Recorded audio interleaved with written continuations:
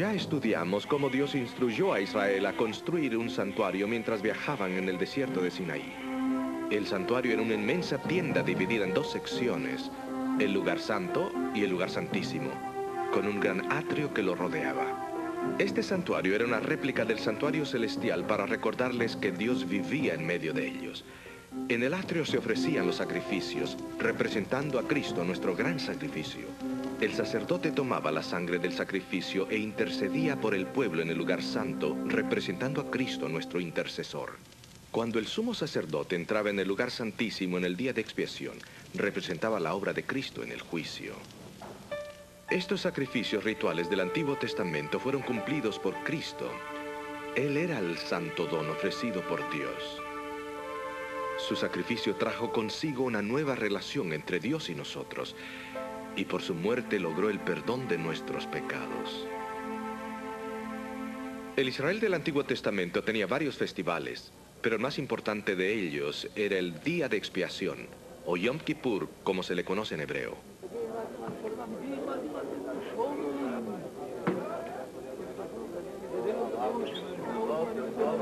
Durante el año se hacían muchos sacrificios en el santuario. Aunque estos sacrificios limpiaban a los adoradores de pecado, la sangre permanecía desecrando el santuario. El santuario se purificaba solo en el día de expiación. La ceremonia comenzaba cuando el sumo sacerdote ofrecía un sacrificio para el perdón de sus propios pecados. Entonces tomaba 2 machos cabríos, uno por el Señor, el otro por Azazel. Se sacrificaba el macho cabrío del Señor y su sangre se llevaba al lugar santísimo y se asperjaba sobre el arca del testamento.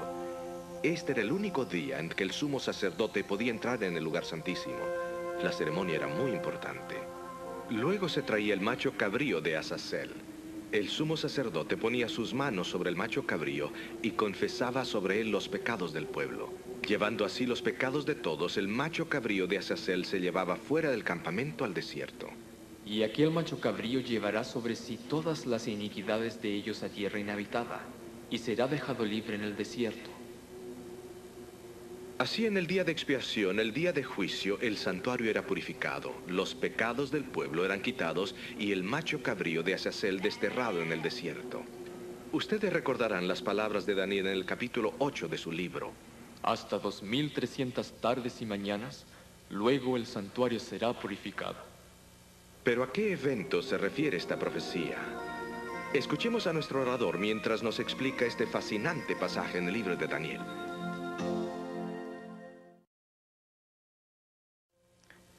Hola amigos, ¿cómo están? Quiero comenzar el programa de hoy contando una pequeña anécdota. Se cuenta la historia del famoso agnóstico Roberto Ingersoll, que al dar un discurso se puso en tela de juicio la Biblia y la existencia de Dios. En una parte de su discurso, él expresó contundentemente que no existía ni juicio ni infierno. Al final de su presentación, un hombre medio ebrio se levantó en la parte de atrás del auditorio y con aparente felicidad exclamó: «Espero que usted tenga razón, hermano Roberto, porque esa es mi única esperanza de salvación». Bueno, la lección de hoy tiene que ver justamente con este asunto del juicio. Ustedes recordarán la sorprendente profecía de Daniel acerca del juicio investigador que comenzó en 1844. Hemos descubierto que la profecía de los 2300 días comenzó en el año 457 durante el periodo de Medo-Persia y finalizó en 1844 con la purificación del santuario. Esta limpieza del santuario en el Antiguo Testamento prefiguraba la obra de Cristo en el juicio final en el tiempo del fin. En nuestro programa de hoy queremos concentrarnos en el juicio investigador y encontrar exactamente qué fue lo que sucedió en 1844. Algunas personas cuando piensan en el juicio inmediatamente tienen sentimientos de temor e incertidumbre. Pero esa no es la forma como Dios quiere que veamos el juicio. En la Biblia, el juicio equivale a buenas noticias, algo emocionante, algo que se puede anhelar de todo corazón. Permítanme ilustrar este asunto. Si tú estuvieses encerrado en una prisión en alguna parte del mundo y sabes que eres inocente, que te han acusado falsamente, y sabes que cuando tu caso sea presentado en la corte, la evidencia traerá todo a luz, me parece que tú estarás de acuerdo en que cuanto más rápido se reúna la corte y salga a luz toda la evidencia, mayor será tu felicidad, porque entonces todos podrán ver que eres inocente. El anuncio de que tu caso pronto se va a presentar en la corte, creo que sería la mejor noticia que tú podrías escuchar. Igualmente, el juicio investigador es visto por los escritores de la Biblia como algo sumamente emocionante. Por largo tiempo ha parecido como que si la maldad estuviese sentada en el trono. Sin embargo, muy pronto eso va a cambiar. Como resultado del juicio, el reinado del cuerno pequeño va a llegar a su fin y la verdad va a surgir victoriosa. Recuerdan que en Daniel 8 dice que por 2300 años el santuario de Dios y su verdad habrían de ser pisoteados. Pero al final de este largo periodo, el santuario y la verdad serán vindicados y el cuerno pequeño, que se ha opuesto a Dios y a su verdad y al santuario, será finalmente destruido. Ustedes pueden notar por qué el juicio en el cual toda la evidencia va a ser presentada es considerado por los profetas de la Biblia como buenas noticias. El estudio de Daniel hoy se enfocará en el juicio tal como aparece en Daniel 7, 8 y 9. Es más, el juicio investigador, o sea, el juicio que se realiza antes de la segunda venida de Cristo, parece ser el punto central de estos capítulos. Notemos Daniel 7, 1 al 8. Aquí tenemos 4 bestias: el león, que simboliza Babilonia; el oso a Medo-Persia; el leopardo a Grecia; una bestia terrible que simboliza Roma pagana; y después 10 cuernos que simbolizan a Europa. Posteriormente viene el cuerno pequeño, que simboliza a la iglesia medieval representada por el papado. Ahora, nótese la próxima escena. Voy a leer el texto bíblico. Estuve mirando hasta que fueron puestas sillas, y un anciano de gran edad se sentó, cuyo vestido era blanco como la nieve, y el pelo de su cabeza como lana limpia. Su silla llama de fuego, y sus ruedas fuego ardiente. Un río de fuego procedía y salía de delante de él. Millares de millares le servían, y millones de millones asistían delante de él. El juez se sentó y los libros se abrieron. Esta es la escena del juicio. Es significativo notar la secuencia aquí en Daniel 7. Daniel presenta a las naciones una tras otra. Lo siguiente que Daniel ve después del reinado del cuerno pequeño es justamente la escena del juicio. Notemos ahora que Daniel repite el orden y la secuencia por segunda vez. Lo voy a leer nuevamente. Entonces tuve deseo de saber la verdad acerca de la cuarta bestia, que tan diferente era de todas las otras, espantosa en gran manera, que tenía dientes de hierro y sus uñas de metal, que devoraba y desmenuzaba, y las sombras hollaba con sus pies. Asimismo, acerca de los 10 cuernos que tenía en su cabeza, y del otro que había subido de delante del cual habían caído 3. Y este mismo cuerno tenía ojos y boca que habla grandezas, y su parecer mayor que el de sus compañeros. Aquí tenemos nuevamente la secuencia. La cuarta bestia, Roma pagana. Los 10 cuernos, Europa dividida. El cuerno pequeño, la iglesia medieval. Ahora notemos en los versículos 21 y 22 que el cuerno pequeño dominaba a los santos hasta el juicio. Así que el cuerno pequeño prevaleció en la mente de los hombres hasta que el anciano de días, Dios, vino y el juicio empezó. Vean lo que dice el relato bíblico. Y veía yo que este cuerno hacía guerra contra los santos, y los santos vencía, hasta que vino el anciano de grande edad, y se dio el juicio a los santos del Altísimo, y vino el tiempo, y los santos poseyeron el reino. Ahora veamos que por tercera vez se mantiene la secuencia. Vuelvo a leer. Dijo así: la cuarta bestia será un cuarto reino en la tierra, el cual será más grande que todos los otros reinos, y a toda la tierra devorará y hollará y despedazará. Y los 10 cuernos significan que de aquel reino se levantarán 10 reyes, y tras ellos se levantará otro, el cual será mayor que los primeros. Y a 3 reyes derribará y hablará palabras contra el Altísimo, a los santos del Altísimo quebrantará, pensará en mudar los tiempos y la ley, y entregados serán en su mano hasta tiempo y tiempos y medio tiempo. Empero se sentará el juez y quitaránle su señorío para que sea destruido y arruinado hasta el extremo. 3 veces en un capítulo Daniel ha pasado por la misma secuencia de naciones desde sus días hasta los días en que estamos viviendo nosotros. En cada caso siempre termina con la escena del juicio. También es significativo que la escena del juicio siempre viene después del reinado del cuerno pequeño. Entonces Daniel explica por cuánto tiempo va a dominar a Europa el cuerno pequeño. Vean lo que dice el texto bíblico.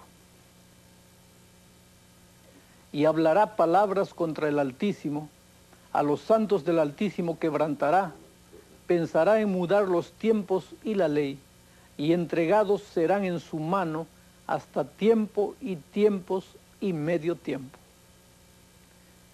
Tiempo, tiempos y medio tiempo. A primera vista esto parece ser una forma extraña de indicar un periodo de tiempo. Recuerden que tanto Daniel como Apocalipsis son libros simbólicos. Por lo tanto, no es sorprendente que el periodo de tiempo también sea dado en símbolos. Ustedes recordarán que en el programa en el cual hablamos del cuerno pequeño, explicamos que este periodo de tiempo se menciona 7 veces en Daniel y Apocalipsis. A veces se menciona como tiempo, tiempos y la división de tiempo. Otras veces como tiempo, tiempos y medio tiempo. Otras veces como 42 meses y otras veces como 1260 días. Obviamente todos equivalen al mismo periodo de tiempo, 42 meses, que multiplicados por 30 días que tiene el mes hebreo, da un total de 1260 días. Un tiempo equivaldría a 360 días que tiene el año judío. 2 tiempos, 720 días o 2 años. Y medio tiempo, 180 días. Si sumamos todo esto, 360 más 720 más 180 nos da exactamente 1260 días. Así que el cuerno pequeño tomaría la mente de los hombres durante 1260 días proféticos o años literales, porque en la profecía bíblica un día representa un año. El periodo de 1260 años comenzó con la destrucción del último de los 3 poderes que se interpondrían impidiendo que el papado tuviera supremacía completa. El decreto de Justiniano, el cual le dio poder al Papa en el oeste, se puso en vigencia en el año 538 después de Cristo. En 1798, exactamente 1260 años más tarde, el general Berthier, bajo las órdenes de Napoleón, se llevó prisionero al Papa, terminando así el dominio temporal del Papa y cumpliendo este periodo de tiempo en el año justamente indicado. Ahora, cuando este periodo de tiempo terminará, comenzaría el juicio, es lo que decía la Biblia. Es por eso que Daniel ve la escena del juicio que comienza después del dominio del poder del cuerno pequeño. Así que Daniel 7, aprendemos de este capítulo que el juicio ocurre en algún momento después de 1798. El siguiente capítulo, el capítulo 8, ese sí, es el que recién nos da el año cuando comenzaría el juicio. Es interesante notar cómo en Daniel 8 la misma secuencia de poderes se repite por cuarta vez. El carnero representando a Medo-Persia, el macho cabrío representando a Grecia, el cuerno notable en el macho cabrío representando a Alejandro el Grande, el cuerno, 4 cuernos que salieron representando las 4 divisiones de Grecia, el cuerno pequeño representando a Roma pagana y el cuerno pequeño que se engrandeció representando a Roma papal. Es exactamente la misma secuencia de Daniel 7, con otros símbolos, claro. Hay algunos pequeños detalles también que se le han sido aumentados en este capítulo. Solo que de acuerdo con Daniel 8, el próximo evento después del reinado del cuerno pequeño es la purificación del santuario. Ustedes pueden mirar el cuadro que se está viendo en la pantalla en este momento. En Daniel 7, el león. En Daniel 8, nada. La interpretación es Babilonia. En Daniel 7, el oso. En Daniel 8, el carnero. Y todo esto simboliza Medo-Persia.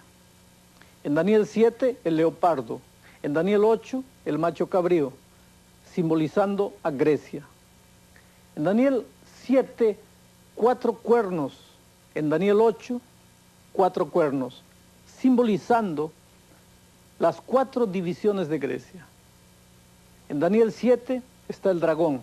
En Daniel 8, el cuerno pequeño, simbolizando Roma pagana. 10 divisiones de Roma también están incluidos aquí. En Daniel 7, el cuerno pequeño. En Daniel 8, el cuerno pequeño engrandecido, simbolizando a Roma papal. En Daniel 7, el juicio. En Daniel 8, la purificación del santuario. Y ambos representan el juicio investigador. Así que queda claro que la purificación del santuario es paralela al juicio en Daniel 7. En Daniel 7 la escena del juicio es el evento que le sigue al reinado del cuerno pequeño. En Daniel 8, el evento que le sigue al dominio del cuerno pequeño es la purificación del santuario. En nuestros últimos 2 programas hemos notado que la purificación del santuario es mencionada como la obra del juicio, mientras que Daniel 7 nos da el tiempo aproximado del juicio en algún momento después de 1798, Daniel 8 nos da los datos exactos. El juicio comienza al final de los 2300 años, o sea, en 1844. Esto quiere decir que el juicio ya ha comenzado en el cielo y ha estado en proceso desde 1844. Noten conmigo cuán contentos están los ángeles en el cielo por el juicio. Voy a leer el texto bíblico. Después de estas cosas oí una gran voz de gran compañía en el cielo que decía: Aleluya, salvación y honra y gloria y potencia al Señor Dios nuestro, porque sus juicios son verdaderos y justos, porque Él ha juzgado a la ramera que ha corrompido la tierra con su fornicación y ha vengado la sangre de sus siervos de mano de ella. Y otra vez dijeron: Aleluya. Esto me suena como gran alegría de parte del universo porque el juicio se está realizando. Ahora, ¿ustedes no creen que si el juicio ya comenzó, todo el mundo debía ser advertido? Veamos entonces cómo Apocalipsis describe esos tres grandes mensajes que salen por todo el mundo justamente antes de la venida de Cristo para anunciar este momento solemne del juicio. El primero de estos mensajes está aquí. Déjenme leer la Biblia. Y vi otro ángel volar por en medio del cielo, que tenía el evangelio eterno para predicarlo a los que moran en la tierra, a toda nación, tribu, lengua y pueblo, diciendo en alta voz: temed a Dios y dadle honra, porque la hora de su juicio es venida, y adorad a aquel que ha hecho el cielo y la tierra, el mar y las fuentes de las aguas. Notemos que el versículo dice: la hora de su juicio es venida. Cuando este mensaje especial es proclamado, el juicio no está en el futuro, sino que ya está en marcha.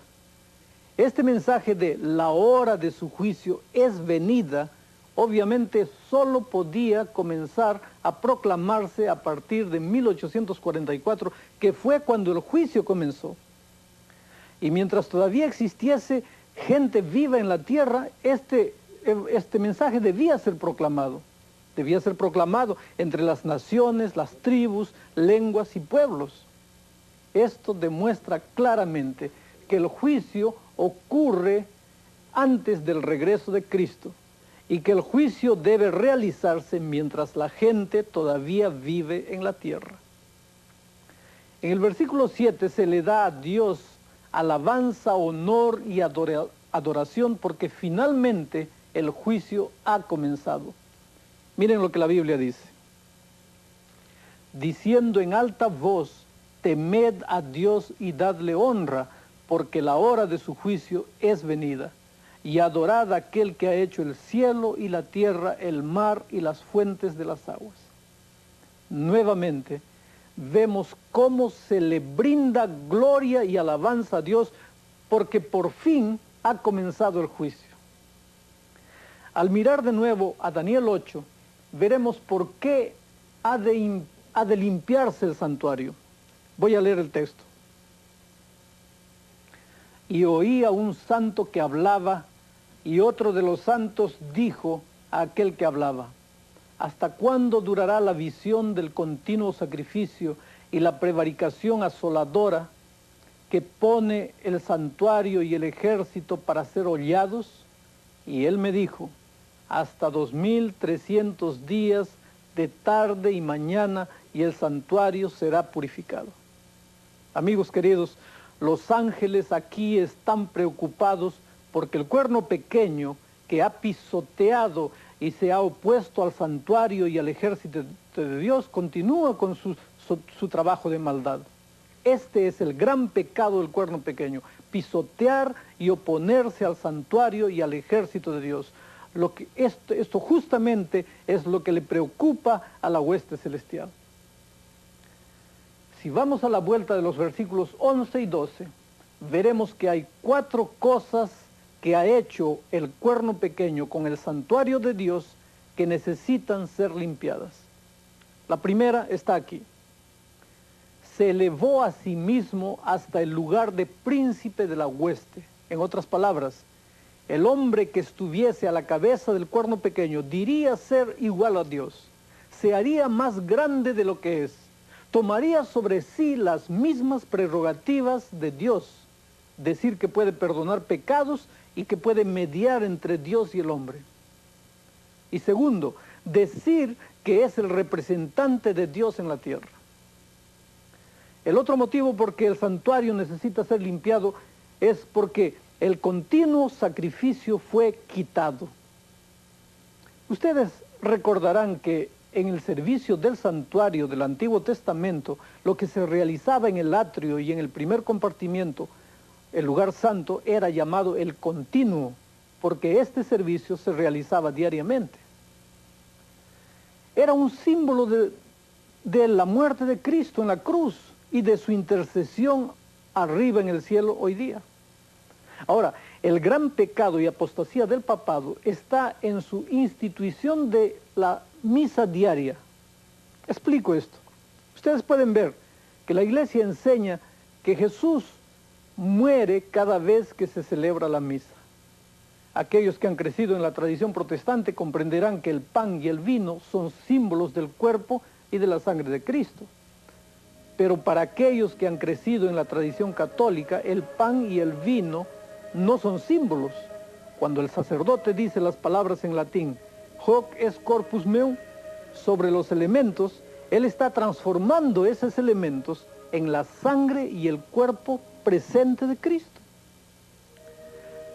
Cuando el sacerdote levanta la hostia, está levantando delante de Dios el sacrificio de Cristo. Esa enseñanza, amigos queridos, niega el hecho de que Jesús murió una sola vez por todos. Él no necesita morir diariamente en la misa. Su muerte una vez en el Calvario es suficiente. Así que el gran error y delito del Cuerno Pequeño ha sido destruir el todo suficiente sacrificio de Cristo en la mente de su pueblo, al guiarlos a creer en la misa diaria, donde se sacrifica a Cristo vez tras vez. En este evento, lo que trae la ira de Dios y el juicio contra este poder es justamente ese hecho de dirigir la atención de los hombres del cielo para la tierra. Es por eso que el cielo está tan disgustado con lo que Roma ha hecho. Pero la Iglesia no solamente ha sustituido el sacrificio de Cristo de una sola vez con la misa, sino que ha sustituido la intercesión de Cristo en el santuario celestial por el confesionario. Así que en vez de explicarle a la gente que pueden arrodillarse y encontrar perdón completo para sus pecados, enseñan que la gente tiene que confesar sus pecados a un sacerdote terrenal en vez de confesar sus pecados a Jesús. Como pueden ver, la celebración de la misa y la institución del confesionario tomó el lugar del ministerio de sumo sacerdote de Jesús y también tomó el lugar del sacerdocio de todos los creyentes, porque en el Nuevo Testamento los creyentes son sacerdotes. Cada creyente es considerado un sacerdote delante de Dios. Por lo tanto, no necesitamos ir a un sacerdote especial en la tierra. Todos los hijos de Dios tienen ese privilegio. Tú puedes estar preocupado con lo que estoy diciendo, pero permíteme leer este versículo. Mas vosotros sois linaje escogido, real sacerdocio, gente santa, pueblo adquirido, para que anunciéis las virtudes de aquel que os ha llamado de las tinieblas a su luz admirable. Mediante la enseñanza que el catolicismo trajo de un sacerdocio especializado con un confesionario, han quitado el sacrificio diario y todo suficiente de Cristo. El tercer motivo por el cual el santuario debe ser purificado es simplemente porque el lugar de su santuario fue derribado. Permítanme explicar esto. El único santuario que cuenta hoy en día es el santuario celestial. Este es el único santuario en el Nuevo Testamento. Ahora, en vez de hablarle a la gente del santuario celestial, el catolicismo dirige la atención de las personas al santuario terrenal como un sacerdocio terrenal. Es más, mucha gente hoy en día, católicos o protestantes, ni siquiera han escuchado hablar del santuario celestial. Es así como ellos han escondido esta gran verdad. Con razón Dios está preocupado y manda un mensaje dirigiendo la atención de la gente hacia el continuo, o sea, la obra que Cristo está realizando hoy en día en el santuario celestial en nuestro favor. El cuarto motivo por que el santuario debe ser purificado es el siguiente: porque ese poder echa por tierra la verdad. Así, la gran verdad del Evangelio del santuario celestial ha sido casi olvidada y en su lugar ha sido tomado por un sacerdocio terrenal en el santuario terrenal con un confesionario terrenal, en vez de mirar hacia el santuario celestial, la gente hoy día está mirando a un sistema terrenal. Literalmente han derribado esta gran verdad del cielo a la tierra. Ustedes pueden ver que es por estas doctrinas que los juicios de Dios caen sobre el sistema romano. Es una parte por la corrupción que ha hecho el papado con la verdad del santuario, que Daniel dice que el santuario debe ser purificado, o en otras palabras, debe ser restaurado o colocado en su lugar correcto. El mensaje de Dios en los últimos días es dirigir la mente de los hombres hacia el ministerio de Jesús en el santuario celestial. Así vemos cómo es que el santuario necesita ser purificado y restaurado a su lugar correcto, porque el cuerno pequeño ha guiado la atención y la mente de los hombres a un santuario terrenal y hacia un sacerdocio terrenal en vez del santuario celestial y del sacerdocio que Jesús realiza allí. Hay algo más que necesita la purificación del santuario. Además de la corrupción causada por el cuerno pequeño, notemos Levítico 16:16 lo que dice. Y limpiará el santuario de las inmundicias de los hijos de Israel y de sus rebeliones y de todos sus pecados. De la misma manera harán también al tabernáculo del testimonio, el cual reside entre ellos en medio de sus inmundicias. Ustedes recordarán que en programas anteriores vimos cómo en los servicios del santuario en el Antiguo Testamento, cuando una persona pecaba o cometía un error, traía un cordero. El pecado del individuo era confesado sobre la cabeza del cordero. Entonces, el cordero era sacrificado y parte de su sangre era rociada en el santuario. Esto se hacía para ilustrar a cada israelita que el pecado era transferido del individuo al cordero y del cordero al santuario mediante el trabajo que el sacerdote realizaba allí, quien intercedía por el individuo. Este proceso continuaba diariamente hasta el día de la expiación, cuando todos los pecados confesados eran limpiados del santuario. Esto era una ilustración de cómo Dios mismo va a tratar con el pecado. En el tiempo del Nuevo Testamento, nosotros confesamos nuestros pecados directamente a Jesús. Él es el Cordero de Dios que murió una vez por todos. Ahora Jesús toma entonces este pecado confesado y registra en el santuario celestial que ese pecado está perdonado, porque yo lo confesé. Estos pecados perdonados que se han acumulado deben ser atendidos en el santuario celestial, al igual que se hacía en el santuario terrenal en la época de Israel. Es como resultado del juicio que se abren los libros de registro y el pueblo de Dios es visto como perdonado por Cristo. Así que el juicio, mientras pone de manifiesto las enseñanzas falsas del cuerno pequeño, también vindica a Dios y demuestra que hay un grupo de personas que pueden ser llevadas al ambiente del cielo porque han sido limpiadas de todo pecado. Es el juicio el que revela todo esto ante el universo. Los únicos pecados que podían ser removidos del santuario en el día de la expiación eran los pecados que habían sido confesados.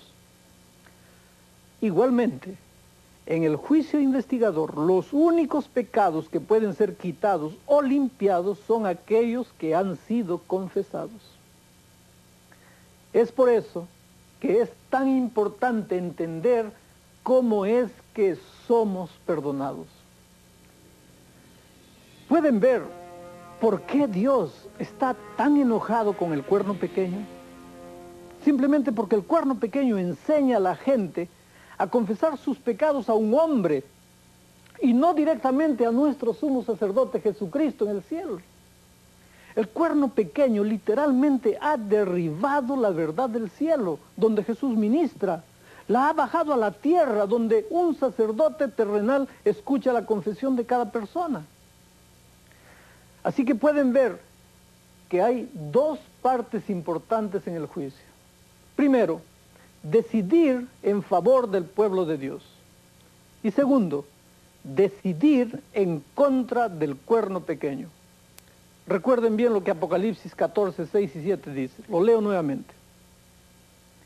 Y vi a otro ángel volar por en medio del cielo, que tenía el evangelio eterno para predicarlo a los que moran en la tierra, a toda nación, tribu, lengua y pueblo, diciendo en alta voz: temed a Dios y dadle honra, porque la hora de su juicio es venida. Y adorad a aquel que ha hecho el cielo y la tierra, el mar y las fuentes de las aguas. Las buenas nuevas de que Jesús perdona mediante su ministerio en el santuario celestial son buenas nuevas que millones de personas necesitan escuchar hoy día. Cuando la persona puede comprender que tiene un mediador, un salvador que le acepta tal como es, el cuerno pequeño y sus enseñanzas falsas ya no tienen más dominio sobre esa persona. Note lo que Daniel 7:22 dice. Hasta tanto que vino el anciano de gran edad y se dio el juicio a los santos del Altísimo, y vino el tiempo y los santos poseyeron el reino. Otra versión de la Biblia lo pone de esta manera. Se pronunció juicio en favor de los santos del Altísimo. Así que el juicio investigador decide en contra del cuerno pequeño, pero gracias a Dios también decide positivamente en favor del pueblo de Dios. ¿Recuerdan la ilustración que usé al comienzo del programa de hoy, de alguien que está en la cárcel esperando el juicio? Ese hombre sabe que es inocente. Sabe que cuando se presentan los hechos se verá que él ha sido acusado falsamente. Entonces está ansiosamente esperando el día en que su caso sea presentado ante la corte. Anhela que sea lo más pronto posible.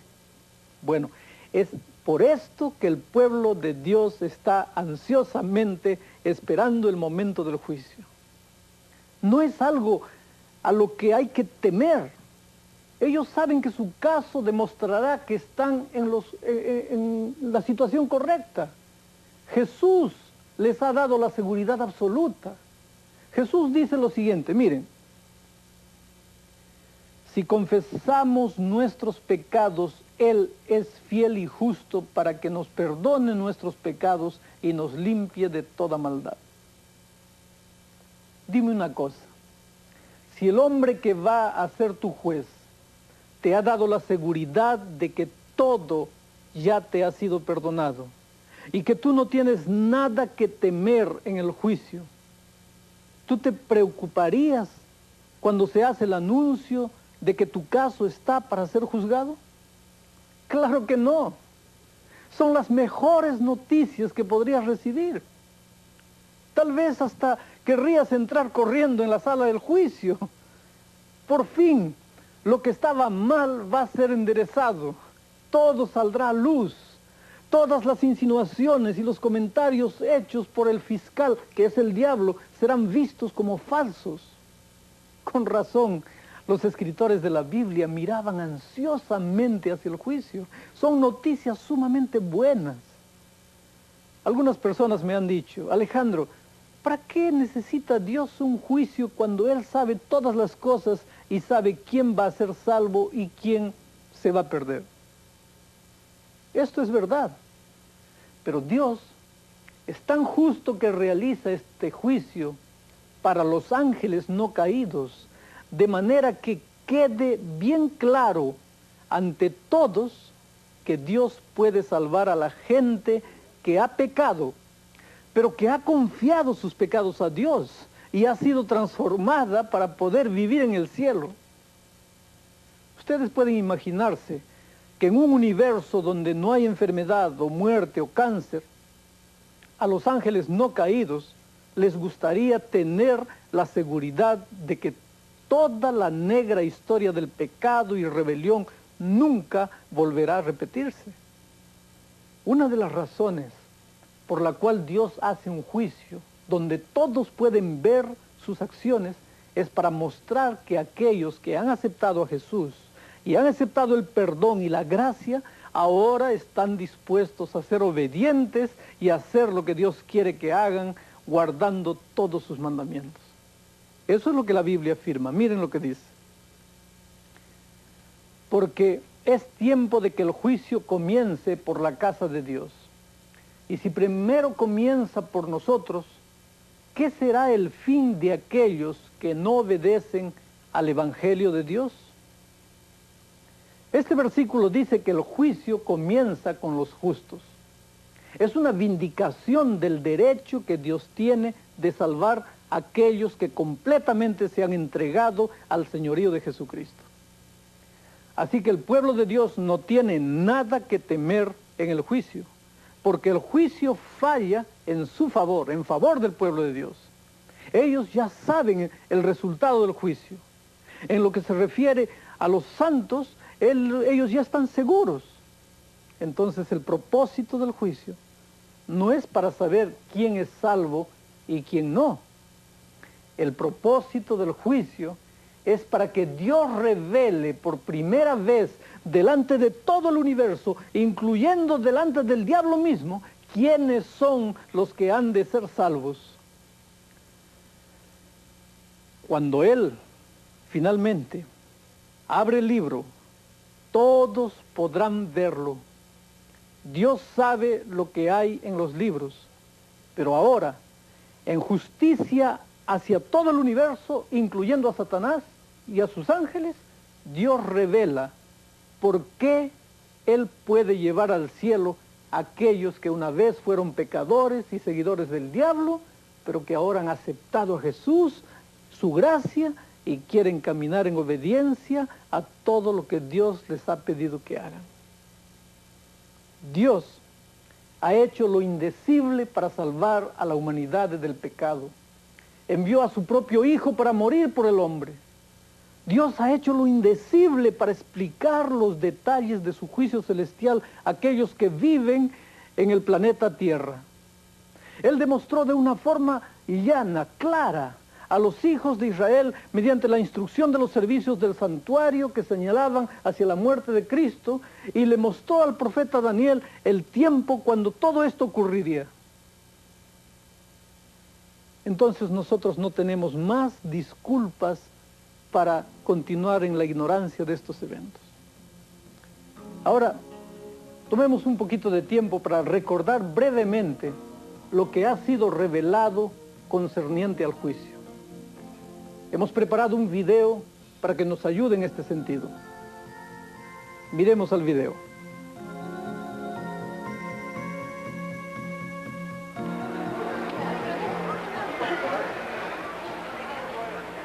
El destino de todo individuo en la tierra es de gran magnitud. El juicio es un evento que debe ocurrir de modo que la muerte de Cristo pueda proveer expiación para los que han vivido en la tierra. A través de la historia, la muerte de Cristo y su significado en el juicio final ha sido ilustrada a la raza humana. Por ejemplo, el antiguo santuario hebreo era una réplica del santuario celestial, que era un recuerdo a los israelitas que Dios vivía en medio de ellos.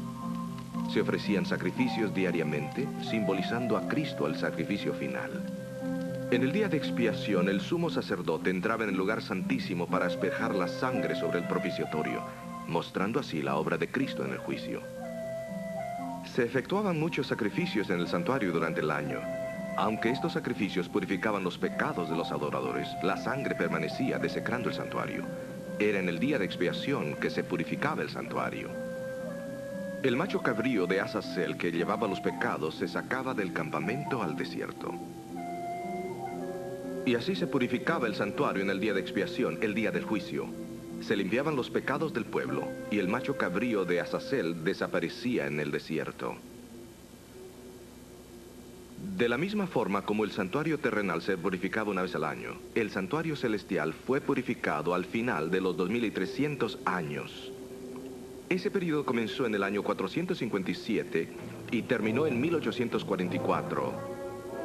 El juicio se cita para examinar la vida de los individuos a través de la historia, pero también se cita para juzgar al gran opresor de la humanidad, el cuerno pequeño.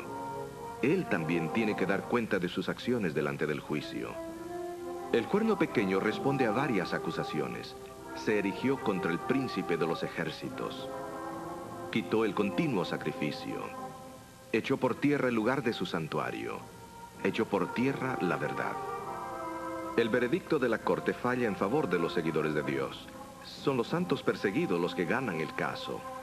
El acusador, el cuerno pequeño, pierde el caso. Pero ¿cuándo comienza el juicio? ¿Y cómo será? Cuando la Biblia habla del juicio, lo hace en el contexto de su propio tiempo, no en el nuestro. En nuestras cortes el juicio tiene que ser imparcial. En los días de Daniel, sin embargo, el juez no tenía que ser imparcial. Podía favorecer al acusado y defenderlo de las acusaciones hasta que el peso de la evidencia demandara un veredicto culpable. El juez también podía nombrar un abogado para defender el caso del acusado. Aquellos que han aceptado a Jesús como su Salvador personal serán representados por Jesús en el juicio. Jesús defiende nuestro caso en base a lo que Él ha hecho y la vida que ha vivido. Él declara que somos suyos porque murió por nosotros. Él es nuestro gran abogado y si estamos en sus manos no debemos temer nada en el juicio. Pero ¿cuándo comienza el juicio? Realmente ya ha comenzado. En Daniel capítulo 8 se nos da la fecha en que comenzó. Hasta 2300 tardes y mañanas, luego el santuario será purificado. Los 2300 años comenzaron en el año 457 a.C. y terminaron en el año 1844. La profecía nos dice que en ese día sería purificado el santuario. Comenzaría el día de expiación final. La corte se sentaría en el juicio y se abrirían los libros. Esto significa que estamos viviendo en el día final del juicio, en ese periodo de la historia justo antes de la segunda venida de Cristo. En nuestro próximo episodio veremos la continuación de ese juicio y su resolución final.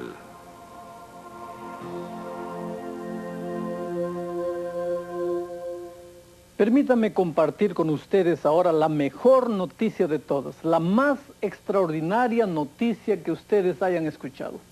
Lo voy a leer en la Biblia. Hijitos míos, estas cosas os escribo para que no pequéis.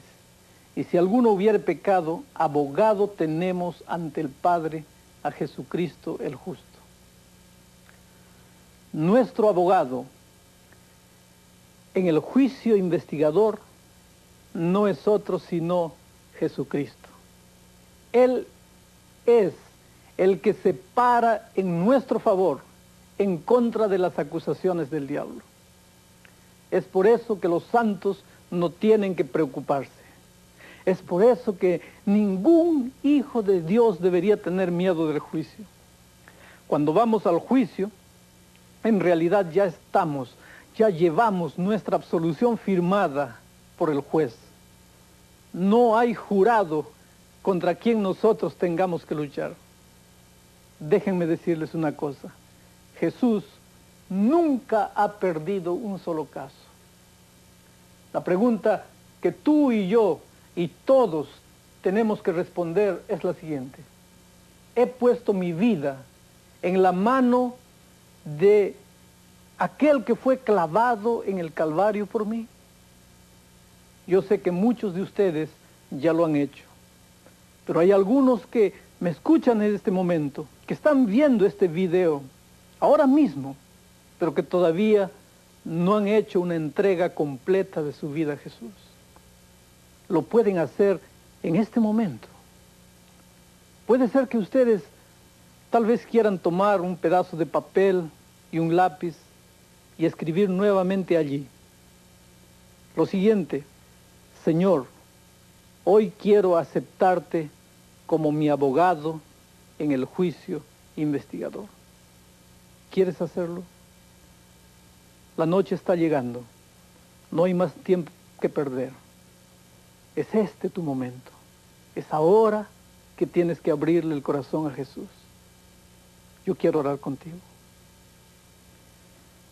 Querido Padre que estás en los cielos, muchas gracias porque en estos momentos nuestro caso está siendo ventilado en las cortes celestiales, pero no tenemos que tener miedo de eso, porque nosotros corrimos a tus brazos de amor y confiamos en ti como nuestro abogado defensor.